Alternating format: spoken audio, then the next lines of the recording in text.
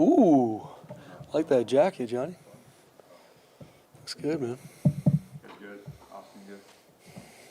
Yeah. Okay. Probably good. Right foot. Well, as always, guys, appreciate your guys' time on a Monday, which really for us in college football world, playing on a Friday, it's really like a Tuesday, but always a blessing to see you guys, and I appreciate you guys' time covering our program. And thank you, Jesus, just for an opportunity to be here, man, be a part of these kids. And I talked to our staff yesterday about just being present, being where our feet are. Yes, because week 8 of the season, it's a grind for players, coaches, and you can get sometimes caught up in just the methodical part of things. Yes, we're a process-focused team, but we got to have our best week. And I think so much of it's being where your feet are, just so thankful to be a part of an amazing community, amazing football team around amazing kids. I think we've got the best staff in America. Just so thankful to be a part. We got a lot of things that I'm excited for us to grow. And we are by no means a finished product. We got a lot of work to do this week, even in a short week, but just so blessed to be here. God is good, and we got to keep growing, and that's what I'm excited to do. So before getting into talking about the UNLV game, and heartbroken for Doug Martin's family. Obviously, everyone's kind of seen the news on the passing of Doug Martin, and we actually talked with Coach Peterson for a while yesterday on our weekly Sunday get together, and just hearing more about Doug when he was here, just the type of person he was, the type of teammate he was. I didn't know that he even played a little defense as a freshman because of just how talented a football player he was from Stockton, California, St. Mary's High School, and obviously went on to be an elite college football player, first-round draft pick. And I've met him a couple times and was an unbelievable young man. And, I mean, he's 36 years old. I'm 36. And life comes at you, and it's heartbroken for him and his family. Obviously, our team is mourning that loss because he's a part of this brotherhood, and we're hurting for him and his family. And so we're going to honor him this game, and we're working through how to do that the right way because he absolutely deserves that. His family deserves that, and he's a part of this family forever. And like I said, our hearts are broken for his family. So with that being said, the UNLV game. We talked obviously a little bit post-game. A lot of things that we need to clean up from that game. We did make a good amount of mistakes in the game. We still had some penalties, turnovers, things that can't have happened. But what I am so proud of our team is they never flinched. They stayed in the fight. They had a really good second half, and we made some plays. We need to make some plays. And I'm proud of the effort and mentality our team played with. That's something we've been trying to build all season long. In all 3 phases, our guys didn't flinch. They kept swinging, and we played with effort and mentality, and I'm proud of how our guys finished. Now we obviously got a huge challenge this Friday night. In all 3 phases, though, defensively, had to deal with a very, very mobile quarterback on Saturday afternoon. We did not keep him in the pocket as well as we needed to. Tackling was not great, especially on the perimeter at times. So we got to work and improve that. But our guys fought, they battled, they had to deal with a lot of different stuff, a lot of different formations, and our guys did a good job and found a way to really get off the field on third down, which is a huge part to being good on defense. Huge pick 6 by Amarian, and I'm proud of Amarian, especially after the personal foul, which can happen. We obviously disciplined that in game, and we ran for it today at practice, but I'm proud of him responding and playing really good in the second half. As always, Ty Benefield plays relentless. Braxton Feely's very, very hard to block. Jaden Virgin Morgan, Marco Notarini. I thought Jeremiah Irby had one of his better games too. When Derek Ganter got in there, when Zion got banged up, he did some good things. So we're growing. On the flip side, offensively, started a little bit slow. Our run game was on point. Still things to fix, but on point early on and was continue. Our pass game was not exactly where it needed to be early on, but we were able to get it going. Maddox was once he got going, he was really, really consistent, made some really good throws, great decisions, some big-time scrambles to get first downs and move the pocket.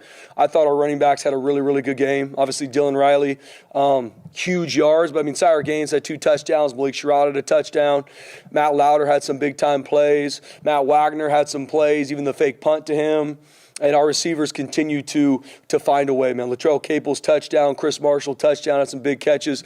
And Cam Bates, I mean, talk about a football guy. He's on kickoff. He's on punt return. He's getting fly sweeps for touchdowns. Awesome to see those guys compete. And then on the flip side, special teams-wise, obviously we had the muff punt. That was a huge play in the game. I mean, we go from getting the ball back to them getting the ball on whatever it was, the 13-yard line. But we have the utmost respect and trust in Malik Sherrod. And I'm proud of how he was able to respond from a mistake and play really good, have an explosive return on kickoff, was able to then come and get a touchdown in the pass game as well. Obviously, we can't make those mistakes, though. Proud that we were able to get one of our fakes executed. We work a lot of those all week long to find the right situation, and we want to be on the attack. Our coverage units were much better this week, and some we're going to need to make sure is on point this week. So, injury-wise, still working through Ben Ford's injury. We're going to get more imaging today to see exactly where he's at. Obviously, he's a huge part of this football team, not just in what he does catching the football, but he's a phenomenal young man that we're working through to see what that looks like for this week and going forward. So I'll know more by the end of the week. And thank the world of Ben Ford. I know he's in a good spirits and he's battling. So we'll know more this week. Zion's going to be day to day. He's getting better. He was banged up in the game, but it's going to be day to day. It's going to be close for him to be able to play in this game. We're hopeful, but we'll see kind of where he's at the end of the week. Obviously, huge test on Friday, short week, on the road. Think the world of Coach Choate. I mean, he's a phenomenal football coach. And you know that he's going to always have his team ready to play. And, I mean, 4 of their losses were one-score games that they're battling in. So they just as easily could be 5-2, just like us. I mean, they're battling. You see that. I mean, they've gone to at Penn State, on the road against Western Kentucky. I mean, they've been all over, battled, and you can see them getting better week in and week out. We know on Friday night it's going to be a huge, huge matchup, and Coach Choate's going to get his team ready to play. Offensively, when they switched to Jones as a quarterback, I was watching tape on him, and honestly, I didn't know he was a freshman. And I found as a freshman, and how he operates this offense, the ball comes out extremely quick. He's very mobile. He can escape any type of rush lane. He's out of there. If you're off, he can make all the throws. They got really good receivers to throw to. Their O-line do a good job. They don't give up a lot of sacks. That's hats off to them. And they put you in a lot of conflict in regards to formations. They got a really good running back in number 20. He's stout, tough to get down. Obviously, we got to continue to focus on our pad level and making tackles this week defensively because they're very efficient on offense. And they do a good job holding the ball and getting a lot of time of possession. Really good job. The quarterback makes good decisions. I don't care as a freshman or not. He makes great decisions, and he's a really good football player now, not even in the future. I mean, I'm very impressed with Jones and how he's been able to operate this offense. So defensively, obviously think the world of Kane Ione. He was our safeties coach for a bunch of years. We worked together. Phenomenal human and a phenomenal football coach. And we see how they play defense. I mean, I watched our game from last season, and it's a one-score game late in the fourth. And both teams have made mistakes, but it's an absolute dogfight. And they played really well against us defensively and offensively last year, and we know we're going to see no different, even better from Nevada. So think the world of Kane Ione. They got a really good front. I like both their edge players, 32-1. They got DBs that can run, cover. They're going to be sound. They're not going to make stupid mistakes. They're well coached. They got a good group of guys working together, and they're going to pick their spots when the pressure too. So, like I said, think the world of Kane. I know he's going to get his guys ready to play, and we got to be ready to go against a really good defense. Special teams wise, obviously that's they do a lot on special teams. Coach Choates was the special teams coordinator here, and they put a premium on that side of the ball. Obviously all 3 phases, but especially special teams. Fakes, they're going to play extremely hard on special teams, and we've got to match that and find a way to make sure we win the hidden yardage game in regards to special teams because they do a really good job with it. So we got to be ready for all the fakes.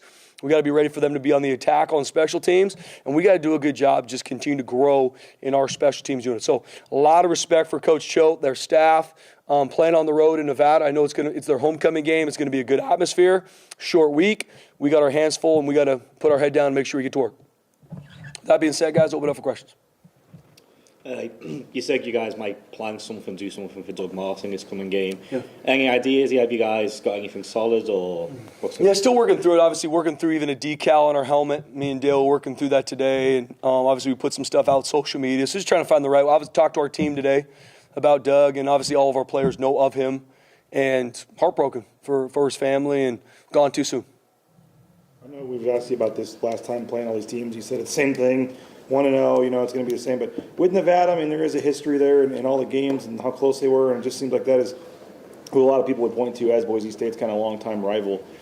Is there anything in just the games that in Reno have been at times crazy? I mean, is there anything different to this one on Friday night? Or? Yeah, BJ. I mean, I think every game's its own game, right? But we do talk history in regards to play, but we don't talk a lot about this the last time we're going to play teams or the last just because of conference realignment and whatnot. It's just all a premium on week number 8, the most important game of our season is Nevada. And then we do talk history. Like I said, I talked about the game last season and that was an absolute battle at home on the blue, ranked number 12 in the country, and it could have gone either way. And no different playing there. I mean, we've had dog fights at their stadium in Reno. In my time, way before me, obviously the 2010 and all these, so we know it's going to be a big time matchup. I mean, we got to get ready for it, and I know Coach Choate and their team's going to be ready. So we're going to put a premium just on teaching a little bit of the history, but put a premium on how big this game is and how to play your best and play confidence about how you prep. But not going to speak to this is potentially the last season we're going to play them because we're moving conferences. But we're going to talk about the history and what this game is and the games that have happened in the past. Absolutely. When you came in as a young coach, how quickly did they make it apparent, how important this rivalry was? Yeah, I mean, at Boise State, every team you play, you're going to get their best. And Nevada's no – I mean, I will never forget 2021 on the blue when Nevada came and absolutely beat the dog out of us on the blue. I don't know, 40-something to 14. I mean, it was hard. And then, we played there, and it came down to last-second Hail Mary when we beat them, I think, in 2018. So, I mean, it's been that type of games always. It's always been close, always been one-score games. Or when they blew us out on the blue in 21, it wasn't. But, I mean, we got a ton of respect for Nevada, a ton of respect for Coach Choate, how they handle their business, very, a high-class organization. And so we got our hands full. I mean, and I made sure our team understands that, and we got to go handle it with our prep. Week 8 of the season, the ball is going to get put down at 7 o'clock, and we got to be ready. How dangerous is a team when, the season necessarily isn't going the way they expected, but, they can play with almost nothing to lose mentality? Yeah, I mean, regardless of record, every week's a new week. Right, and like I said, I mean, 4 of the games they lost were one-score games that could have gone either way, and they've had to travel everywhere. They've been on the road a bunch, played a rough schedule. I mean, it could go either way. I mean, you could look at some of the games that we've played in, no different. Some of the games we found a way to win could have gone other way. So, at the end of the day, this is a really good football team. They got really good personnel. I think the world of their coaches. We're playing on the road, short week. I mean, all these things are things we got to be ready for, and like I said, it's going to be all about our prep, and we're going to focus on our process. But, I mean, this is one of those games that we got to get our mind right because it's going to be an absolute dogfight for 4 quarters. Spencer, time and time again, you've emphasized being explosive on offense and winning the turnover margin. And you look at what Dylan Riley's done this year. He's got more 20-yard carries than any other college player in America right now. I didn't know that. How much does he fit that mold? And I mean, week after week, how much does he just continue to show up? Yeah, Jay. I mean, the 2 biggest stats to winning football games are the turnover battle and the explosive play battle. And when you have weapons like Dylan Riley, Sire Gaines, Malik Sherrod, Latrell, I mean, I can go down the list. I mean, we got to find ways to make sure we get them the ball, and we got to do a good job creating explosive plays. But a lot of it's who has the ball in their hand, too. And with Dylan Riley, if there's air, any type of space, and he hits it, he puts his foot in the ground, he is hard to get down. That he eats up turf quick. And so I'm proud of Dylan. He's a great teammate. And what I love about Dylan Riley, and there's a lot of players like this on our team, where he's going to rush for 200 yards, but the very next play, and we showed today, he's running down on kickoff making the tackle too. That's a team guy. That's a football guy. Those are the guys that I want to just love on because those are not me guys, those are football guys. Cam Bates, right? I mean, I can go down the list. Latrell Capel, like these guys that will see what they do on offense. Matt Lauder starting on punt. Like I can go through the list of things that these guys do for the team, and Dylan Riley's one of those guys I'm very, very proud of. And he's been very, very explosive. Needs to continue to grow, continue to stack those games. But I'm proud of what he's doing so far. Talking about those guys, I think the only area that like a guy like Matt Wagner shows up on the stat sheet is that he participated in the game. Yeah. But you just look at what he does in the run game too. What do you think about him? Yeah, I mean, our tight ends are asked to do a lot. Obviously, our offensive coordinator coaches that position. We put a lot on our tight ends, and we're one of the few, I shouldn't say few, but there's not a lot of tight ends in the country that are asked to do as much as our tight ends are asked. Block and 8 technique, kick out on rims, gap schemes, then flex out and beat a safety in the pass game. Like, we put a lot on them. And they answer the charge. And Matt Wagner, I mean, we've similar to a bunch of players of our team, week 8, we're finding braces to put on him to make sure he can practice. Banged up, beat up, he's going to make the tough block, find a way to make the tough catch, make the big-time catch on a fake punt, team guy, starting on multiple special teams. He's a team guy. You're outscoring opponents in the first quarter 79-16 this year. Why do you think that's been that way? Yeah, I mean, starting fast is a premium for us. Obviously, it's a premium for everybody, Johnny. We've done a good job starting fast. Now, we've sputtered at times. The second quarter we're not great, and we obviously haven't won the middle eight a lot. That's something that we're really focused on. But starting fast is huge for momentum, right? When your execution's high and momentum starts to carry you. You see that in this game. We're up 14-3. Everybody's fired up. But then interception, muff punt, and all of a sudden you look up, it's 14-10, and it's like, whoa, that's football. Things happen. We got to do a much better job responding. I'm proud of how we did it in this past game, but we got to make sure we do a better job. And you look in the 2 losses we had, we were up. We're up 7-6 against Notre Dame. I think we're up 7-0 against South Florida, 7-3. I can't remember right now, but we just got to do a better job continuing that throughout 4 quarters. But proud of how our guys have started. I mean, even last year against Nevada, we're up 14-0. And then to go into half, it's 14-14. So we got to start fast, but we got to stay on and be able to respond when adversity hits. It comes to like Ty Benefield. I know you said a lot of good things about him this year, but you look at the way that he plays. And I mean, there was a play last week that got extended out to the perimeter, and it looked like a guy had a lead blocker, and he just blew up the lead blocker into the ball carrier. And his tackle for loss, he's 20 yards off the ball at the snap, and he makes the tackle for loss in the quarterback. Is there any perspective you can give us on how well he's playing right now, how fast he's playing right now? Jay, I could.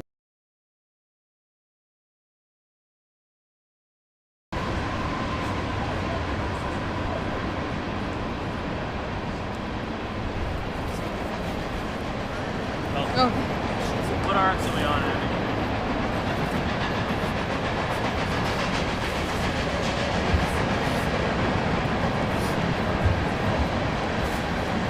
And when you step away, go that way.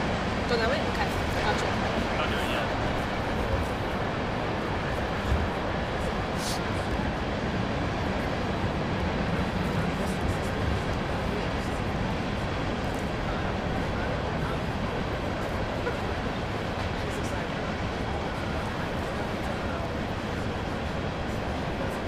I'm gonna say we do see people on the other side. I'm gonna say we do see people on the other side with American flags. I'll just follow whatever it says.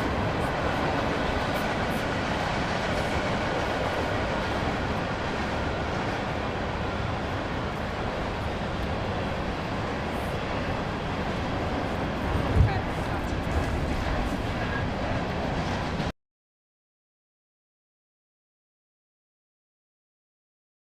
Cam Bates has games where he doesn't get the ball and have yet to see him have a bad attitude, have yet to see him be frustrated, and he probably is. I mean, you want touches. That's not bad to want to score touchdowns and make plays, but he's so focused on the team, so focused on getting better. I think the absolute world of Cam Bates. He's a football guy, and I love him dearly, and he's going to continue to have a huge role in this team. He got a chance to play as a freshman last year, didn't redshirt. How do you think it helped him, and where do you think, looking at last year versus this year, where is he better? Yeah, the more you can play, I mean, our goal is to try and play as many freshmen as we can. Because getting in a game on special teams, on O or D, traveling, going through all the just going through those rhythms sets you up then to go through an off season. When you come into your sophomore year, it's time for you now to take a huge step in being a monster contributor for your team. And you see that with Cam Bates. Had a few touchdowns last year, made some plays, played a little bit on SWAT, special teams. But, man, you can just see his game, even this season, week to week, growing.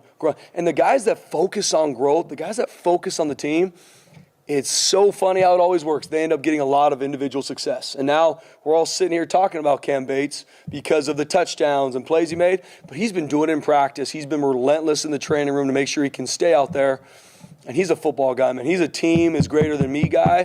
And that's what I want to continue to grow in this program. I know you lose some stuff on the front end, but when you play at 130, they just announced Fresno games 132. How much difference is it for you as a coach is being done at 5:30 as opposed to like 1 in the morning for some of those late Way different, BJ, and I love it. I'm not gonna lie to you. It's special playing at any time on the blue. I don't care if it's at 8 p.m., 10 a.m., or 1:30. There's nothing better, in my opinion, than playing on the blue. But 1:30 kick is nice. I mean, I go through all the media. We had some recruits in town going through a lot of that, and I'm still home at whatever it was, 7:30, 8 o'clock, and was able to hang out with my dad and wife for a little. So, I mean, it's just, especially in the college football season where every minute of a coach, I mean, I can tell you what I'm doing every minute of the day because everything is processed and focused. Having an early game gives you a little bit of time to hang out with your fam at night, which is nice. Defensive pressure is obviously so important, and Braxton's been a big piece of that. Yeah, huge piece. What has been allowing him to continue to grow and be successful game after game? Yeah, he's got a really good skill set, very explosive, very strong, but very similar when we're talking about the Dillons, the Cam Bates, Ty Benefields. Braxton Feely practices that way all the time. I mean, got every brace we can find to make sure he could practice on a Tuesday. Once again, we call Tuesday Bloody Tuesday for a reason. We got to go out there and work. And Braxton Feely was out there today working, beat up, banged up, week 8, taking a ton of reps. He finds a way. He's tough. He's a football guy. He loves his team. I think the world of Braxton.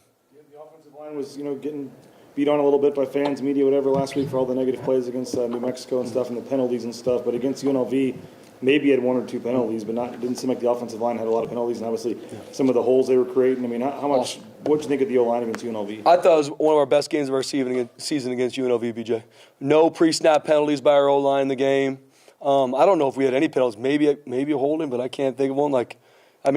They were on point. Still a lot to clean up, but I thought it was Mason Randolph's best game. I thought it was Rogers' best game. I thought it was Big Lou. I mean, it really was. And is there still stuff to clean up? Absolutely. Absolutely. We had a sack. There's still some things to clean up, but I'm just proud of them growing. And that's always, yes, we look at things that happen from penalties to TFLs that you don't want to have happen. It's our job as coaches to be problem solvers. And I'm proud of Coach Keene, Coach Potter, what we're able to do in practice to build the confidence of our guys to go play really well in the game. Now we got to stay on it. That's a great group. The mentality of your team is your O-line. And we put a premium on that. I mean, we're going to go how our O-line goes, and I'm proud of them getting better week in and week out. I'm really proud of they play against UNLV. Obviously, we know we got to take a big step this week against Nevada. Oscar now has completed passes in back-to-back weeks. We talked to Troy last week. He said, an Aussie Rules football background, he didn't think he had much of a passing background. When did you realize he could pass, and having had the 2 completions, does that give you more confidence in going for fake punts going forward? Oh, there's no question. No, I mean, what he's done the past couple weeks, we've got a couple other things up our sleeve with him. He's just a great kid, man. I mean, it was awesome. His mom and dad are in town from Australia. They were able to watch the past 2 games. And so I was able to meet them yesterday, actually, and get some time in my office. But he's a phenomenal kid, man. I mean, and he's done a great job, obviously, punting the football and making sure we win the hidden yardage. But those are 2 big-time plays, and we got to continue to use those. We want to be on the attack, and we're going to continue to find ways to use his arm because he's been really good. We haven't talked a lot about his punting this year, but just like you said, he's getting the hidden yardage for you guys to come in and kind of not quite a last-minute situation, but a late situation and really produce for you guys. What's that meant for you? It's been huge. I mean, our punt team has done a really, really good job, man. I mean, not only our coverage, but our punt team, Oscar being able to flip the field and either sky punt, which sky punt is trying to pin them in. We've done a good job. That's something we didn't do a great job last year. We've done a much better job of that. And we've been able to execute a fake. We've got some other ones we got to make sure we get going. And it's just something for us with our punt unit is, hey, stuff didn't go the way we wanted to. Obviously, our offense got removed from the field. But let's flip the field to make sure we give our defense a really good situation. And Oscar and our punt team have done that. Schmidt, what's the latest with him? Because a medical rig should be on the table. I guess where's he standing right now? No, I mean he's battling. Right? It's going to be week to week. I was actually talking this morning. He's fighting his tail off to continue to rehab to make sure he could go out there and execute and be who we want him to be. So no, we're going to get Hall Schmidt back here really soon. Issue, I guess, what's he been battling with? He just, he had the knee injury last season that we got fixed, and then from that comes some other things you got to work through. So he just continued to get stronger, continue to rehab his leg, and Hall's a great kid, man. He loves this team, and it's painful when you can't go out there and help the team the way you want to, but he's doing a great job with his mentally staying locked in. He's doing a phenomenal job in the training room. So. We're gonna get Hall back this season, and hopefully sooner than later. You You guys have done such a nice job of dividing the carries between Sire and Dylan, and obviously Sire's still getting, I think, 5 yards per carry, but do you have to think about, or moving forward, getting more carries for Dylan? Yeah, I mean, every week, Mike, we're going to look to see, and we're going to personnel our runs to see who does what best, and there's going to be some carryover, because all three can do it. And then we're going to always play the hot hand. I mean, you see that even in the game. I mean, Dylan Riley was hitting some explosive plays, so he got more carries because of that. We're going to have some design plays for all three, and then we're going to carry the hot hand. But it's a good problem to have, and I think Coach Jamo's done a really good job because, and I agree. I mean, Dylan Riley, 200 whatever yards, but Sire Gaines has 2 touchdowns and got some nitty-gritty yards in that game that we needed. Malik Sherrod had the touchdown in the backfield. So I'm proud of all three of them, and we need all three of them to continue to be really explosive. Asking about the offensive line. I feel like there's a moment in that game where it was almost like the most animated I've seen him like in game for a while. On size screen pass, Roger looked like he was going to do anything he had to do, run out the stadium to try to hit somebody on it. And then Mason came down and gave a flying chest bump, which is a scary thought. No question. But, I don't know, when you see those guys playing with that type of joy, like I guess what kind of goes through your mind? What does that mean for the team? Yeah, guys, love is a core value of this program. And that is action and sacrifice. And when you see what that offensive line does, no stat sheet for them. There's not, but there actually is. Because the stat sheet is winning and losing football games. The stat sheet is the yard, like all that stuff's because of our O-line.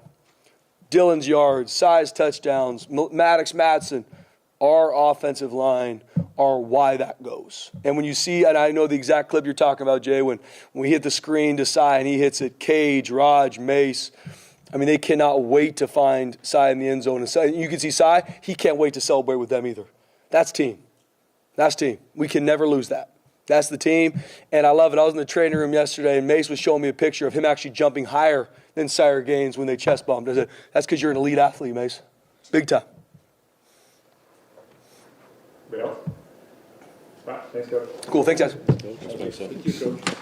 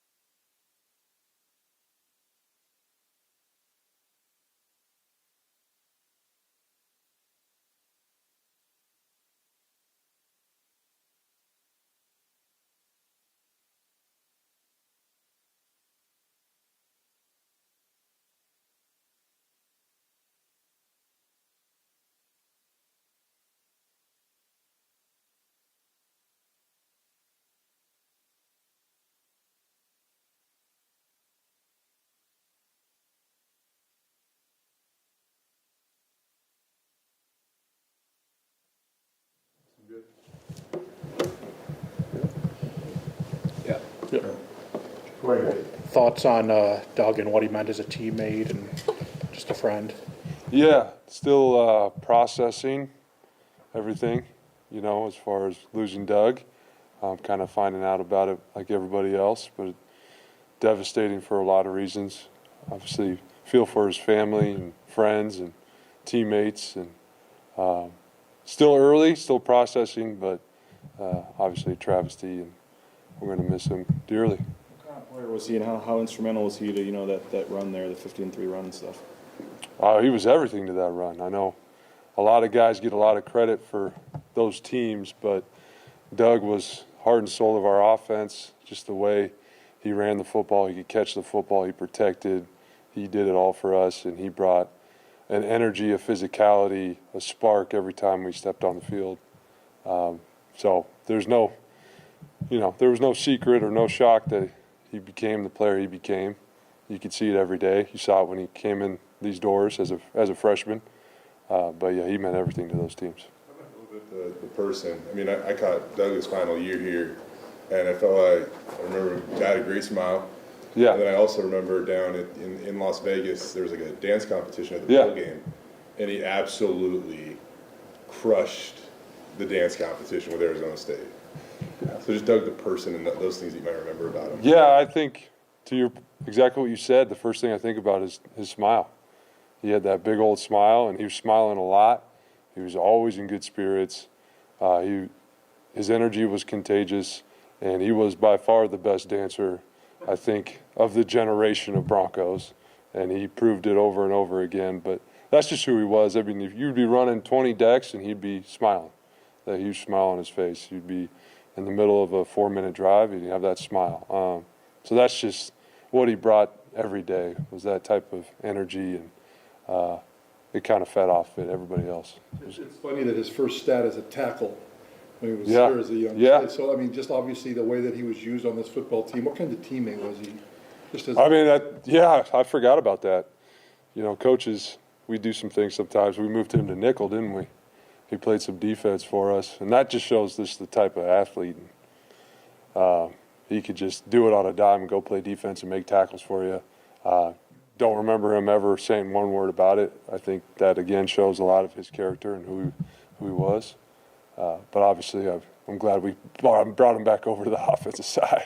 That worked out. Football, he seemed very private. How good of a job did he do to keep in touch with teammates after football? Yeah, he had his best friends that were on the team that he kept in contact with all the time. I was able to just see him here and there if he was back in town.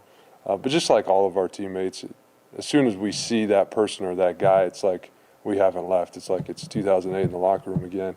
But he had his best friends on the team that he stayed in close contact with. Do you know if he was living here part-time sometimes? I don't know. I don't know too many details about just his living situation currently. Were you part of the locker room incident up at Idaho when Coach Choate lit the helmet on fire? I missed that because I was a captain that game, so I was already out on the field, I think, getting ready for that. But I missed I heard about it, but I missed all the shenanigans. I guess when we ran out with the hammer and did the 50-yard line or something. Oh, Dougie, yeah. He wasn't afraid to set the tone, and he backed it up too. Yeah. Do you have a favorite Doug Martin moment as a player, a run he had, or a moment there, Nate, that pops into your head? As a player or something. Oh man, there's a lot. I would say, I have memories of me and him going back to, I think, Utah State in 2009 or something, and he had a touchdown run, and I got to celebrate with him, and I still remember that play pretty vividly. I remember him launching behind me into the end zone in the Fiesta Bowl. He jumped over that guy for the game-winning touchdown. That photo's all over our facility, him flying in there. But those are things I remember. I also remember the sound of the contact he made when he finished runs and the violence that he ran with and the balance that he had, just being amazed when I was out on the field with him for that. But, yeah, a lot of it is little things for practice or in the summertime in training. That's the stuff that always sticks out the most with those guys. Did you ever, obviously you didn't play against him, but did you ever play a football game, an NFL game with him on the other team? Did you ever, and you had that post-game meeting with him. Do you ever remember any NFL experience with him? I'm trying to think. I think it was, yeah, I didn't play, he played, but I think we played the Bucks one year when he was with the Bucks, and we always got to, chop it up before and after the game, but he did most of the playing, I did most of the watching, I think, back then. What'd you make of how well the offensive line played against UNLV? I thought that was their best game. Really proud of that group, proud of Coach Keene. They're getting better and better, and that was overall their best game so far this season. And so it's really good for them to build off of that and the progress they've made, but really proud of that group. Even O-line, a lot of times it's no news, good news type of stuff. When you look down there and you see, again, Roger going crazy after a touchdown or Mason doing flying chest bumps, like, as a former lineman yourself, what's your takeaway from the joy they're playing with? That's what it's about. That's what the game's about. That also tells me that they're confident, that they're playing with joy, that they're playing with good energy because they're playing well because they're confident. So you can take a lot of that. I would probably be trying to catch my breath, but I'm not the same as Mace or Raj. But to me, that's exactly what you should play like all the time, and it's great to see, and it means they're playing confident. How good is, if you watch a game, there's, with Dylan, he seems to make the right read, hit the right hole, just about every, I don't know if it's every time, but just how good is he at doing that? He seems like the best on the team, at least in the backfield for the most part, at doing that right now. Yeah, I think he's in a rhythm. He's in a rhythm where he is seeing things, and he's trusting his coaching from Coach Montgomery. I mean, he does such a phenomenal job with those guys. I think he's trusting that, and then he's feeling it. Once he trusts it, he hits that open space, and then we know what he's capable of once he gets out there and starts running. Yeah, Bates is a guy, he doesn't get targeted necessarily every game, but when you do use him, it's watch out. Just how good has he become for you guys? Oh, he's been such a weapon for us, and he's going to continue to grow and get better and better. But I think what stands out about him is you see him on our field goal block team. You see him on special teams. Same thing with Dylan Riley. He ran for however many yards and then ran down on kickoff 7-8 times and made that last tackle on that last kickoff. And that just shows who he is and a lot about our team. And Cam's the same way. Very selfless, hardworking, multiple, and dynamic when he gets the ball out in space. So it's awesome to see guys like that kind of get what they deserve, what they're working for, and then build that confidence to keep going, keep getting better. You talked about cadence and communication as far as the offensive line. What was the biggest difference between New Mexico with cleaning up the false starts?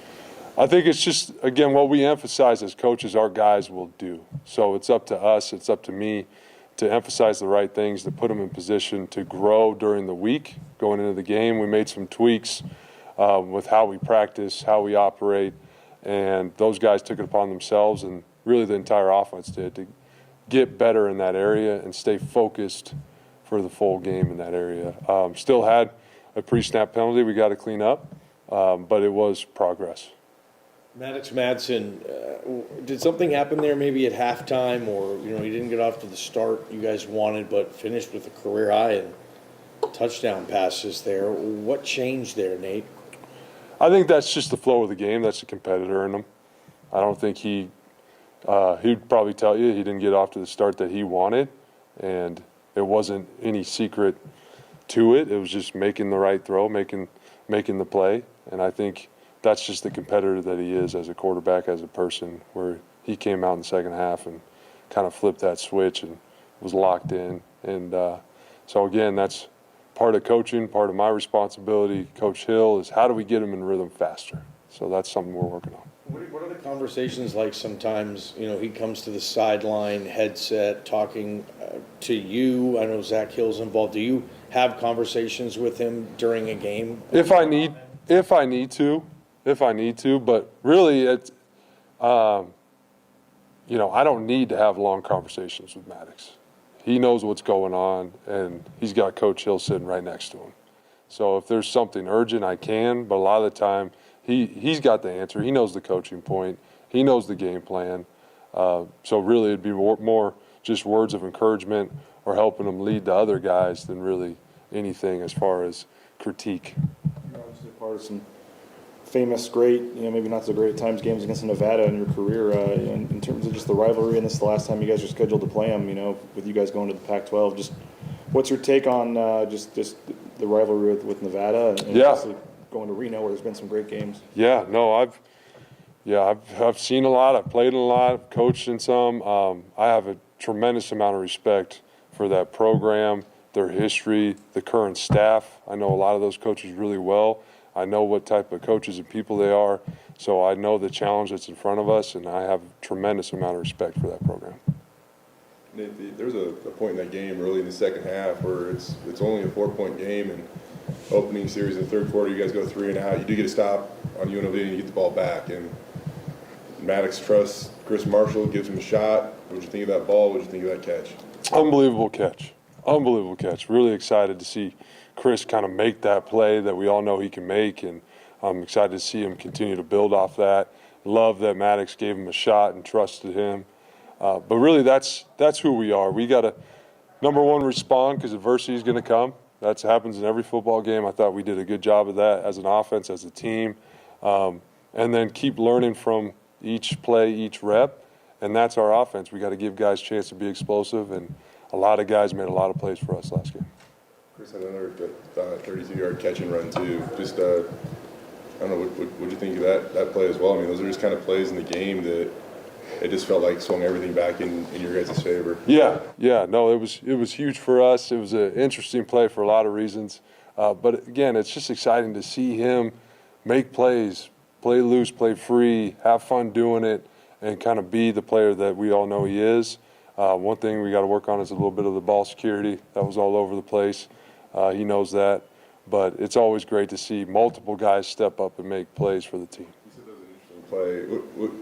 Maddox was rolling out, and then he kind of like broke down and came back. I don't know, was that anything to do with that? Is that where, did Maddox see something there? Or? It kind of just broke down and guys made plays.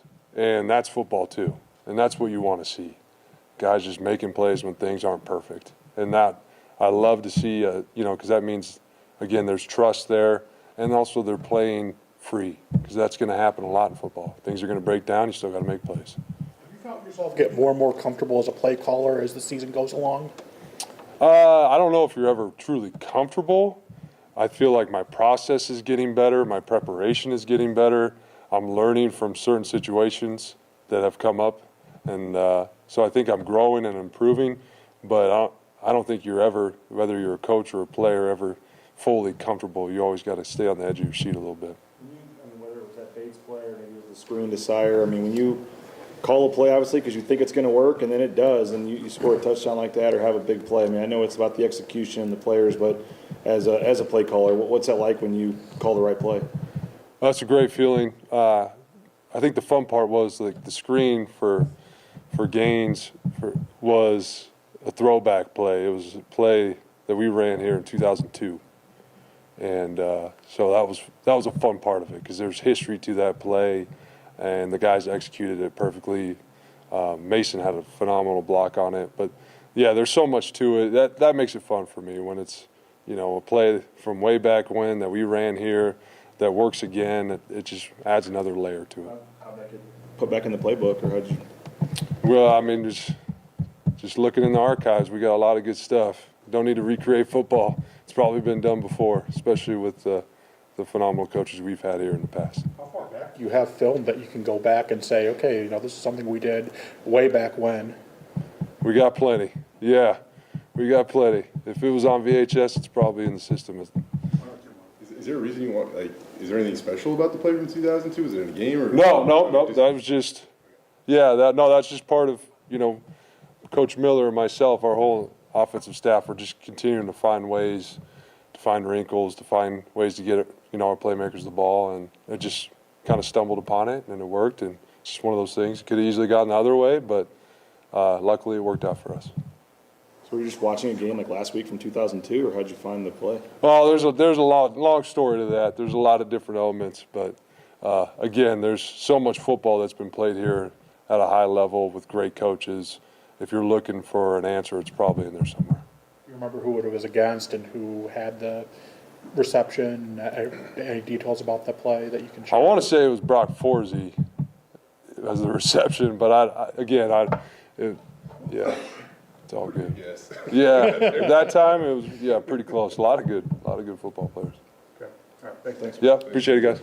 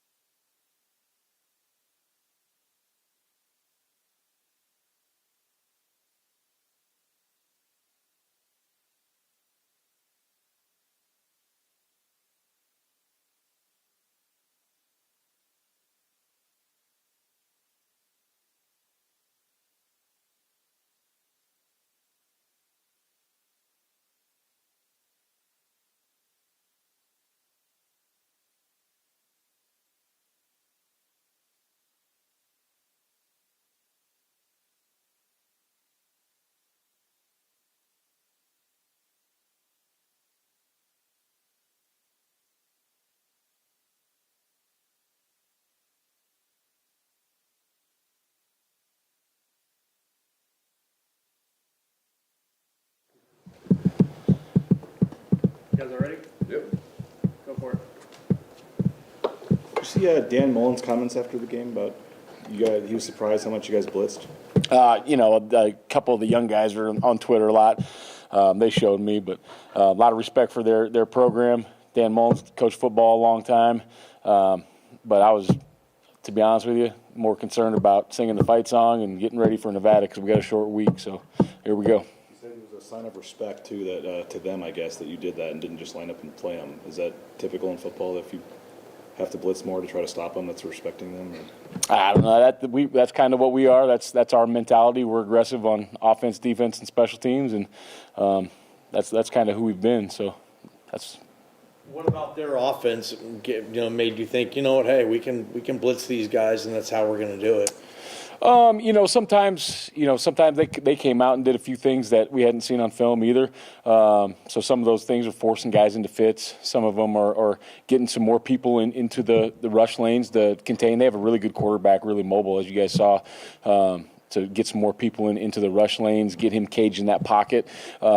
And then just some things we felt really good about going into the week. So I think it was a little mixture of all those things combined. We've made a lot about you going down to the sideline over the last few weeks, but kind of that moment in the game where back-to-back turnovers, and Marion gets a couple of personal fouls, and it looked like you gathered the whole defense up on the sideline there. I don't know if you could give us a little insight to that moment, and obviously you could have done that if you were in the box. So, what happened there, I guess? Yeah, no, I was proud of our guys.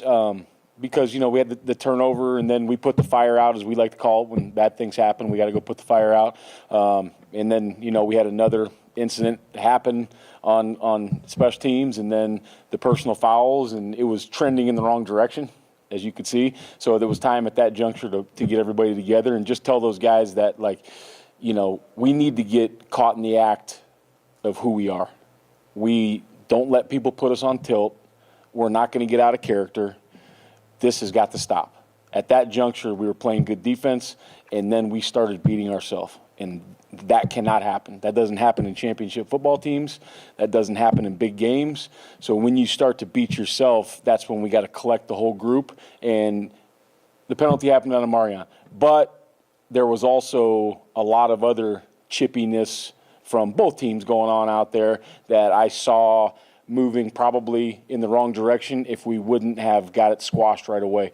So it allowed us to let everybody know what time it is, how we're going to get this corrected, how we're going to move forward, and then it gave me a chance to speak with Amarian one-on-one.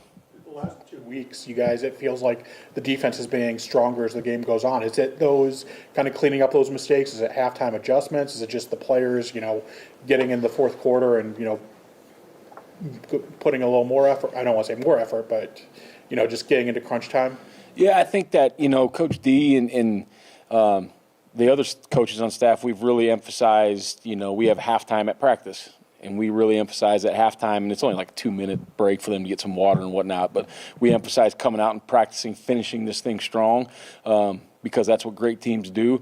So we've really emphasized that in the last few weeks.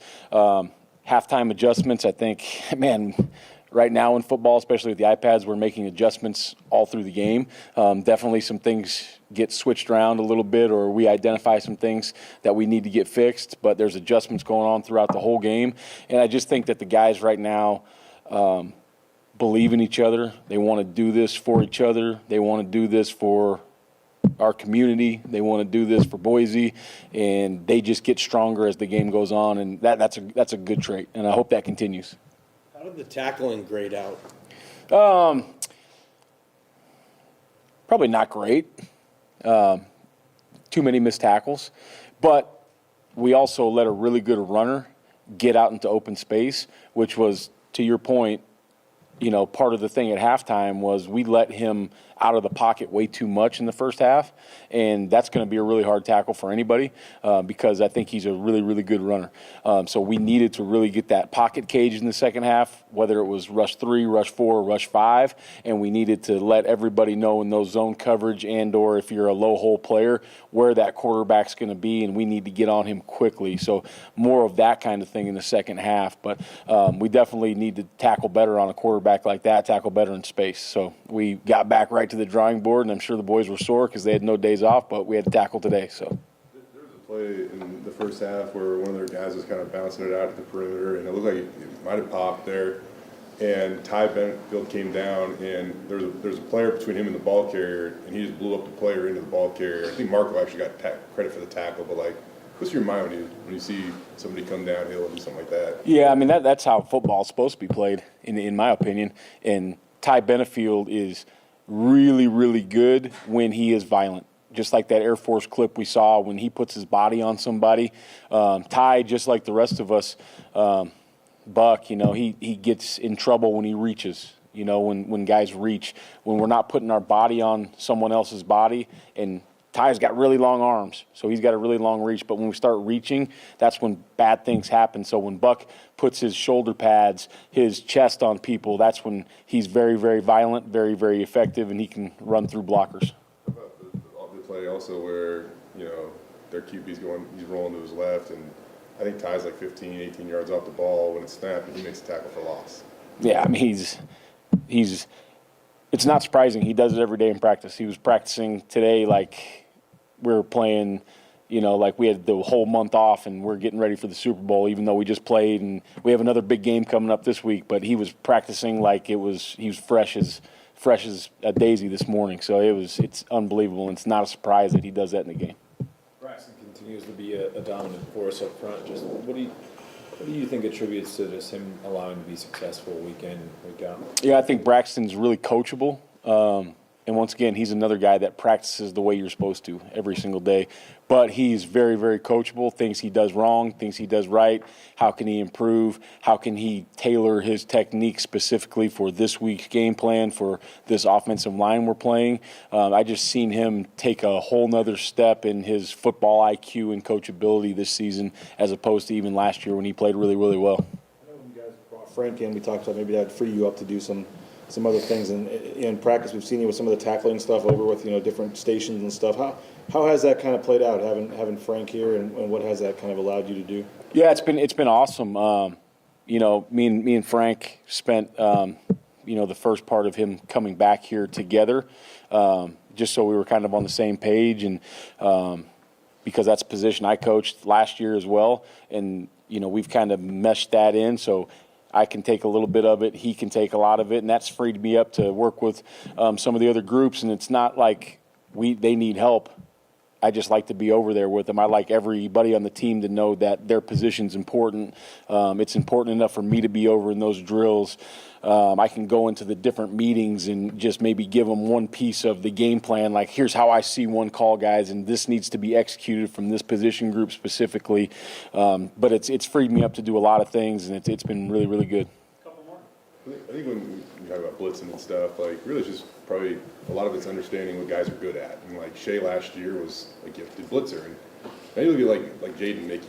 Like, what's it been like for you just to kind of get to know what he can do and what he's good at on game day? And it just seems like that was just a really big offseason acquisition for you guys. Yeah, it's been awesome. I wish we would have had him a little longer, maybe through the whole spring, because we're still, I think, figuring out exactly what he not necessarily is capable of, but what is he best at. And so far he's been good at a lot of stuff, but how to use him the most effectively. And it's even probably in the offseason, where does he fit in the overall scheme? Does he need to move? Is that the position for him? But he's been awesome, and he's been an efficient blitzer. He's been great in coverage. He's been a really good tackler. I know he missed one on Saturday, but he's been a really good tackler so far this season. And he's really, really smart football player. I mean, like that, he wasn't necessarily a starter in game one, right? So like, what has he kind of been for you as a defensive coordinator? Like, what has he meant to the defense? Because I mean, he's week in and week out when he can go. Seems like one of your best guys. Yeah, he's been great, and I know, I don't necessarily look at PFF grades at all because they don't really know what their job was, but he has earned the right. He probably didn't in the first game, didn't play him enough in the first game. I've said that after the first press conference. Should have played him more. Then when he got his chance and got those reps, he has maximized those reps, and he's earned his place as a starter. And the guys out there love playing with him because he communicates so well. Last one. Cool. Thanks, Coach. Can I just, before we go, just wanted to give a quick shout out. I know you guys are probably taping and stuff, but our strength staff, our operations, our nutrition, our equipment, they don't get talked about hardly ever, and they've been really freaking grinding this year. So I wanted to give those guys a shout out. Also with our wives, because they don't ever get talked about enough either. Can we get something on Nevada's offense? What are you seeing from them? Yeah, so Nevada's offense, once again, another week in the Mountain West where a lot of multiple personnel groupings, formations, and then they've got a new quarterback. They're starting the freshman now, and he's done a really good job. Super fast release, a little different than Chubba Purdy. He's thrown the ball well. He still is an efficient runner. And then they've got both of them on the field at the same time for quite a few snaps where they're using Chubba. They're giving him the ball. He's out there getting screens. He's out there playing receiver. I'm sure they got a lot of tricks in their bag that they can do with both those quarterbacks on the field. Really good, compact running back that runs really hard. A couple receivers that have jumped off the screen in the last couple games. So I know Coach Choate will have those guys ready. He always does. He does a great job with that group. So we're going to have to play our best game this week. Cool. Thanks, James. All right. Thank you, guys.